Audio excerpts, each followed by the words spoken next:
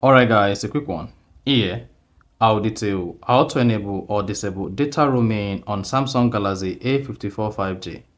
So if you have the Samsung Galaxy A54 and now you want to enable data roaming or you want to disable data roaming on your device, then here's a video for you. So if at the end of this you found this offer informative, please don't forget to like and then subscribe. Now, to enable data roaming or disable data roaming, all you need to do is go ahead and open the settings application. On the settings page, scroll down, locate and click on connections. Under connections, click on mobile networks. Once you selected mobile networks, you'll see data roaming. Using mobile data while roaming may result in additional charges. If data roaming is disabled, just click on it once to enable it.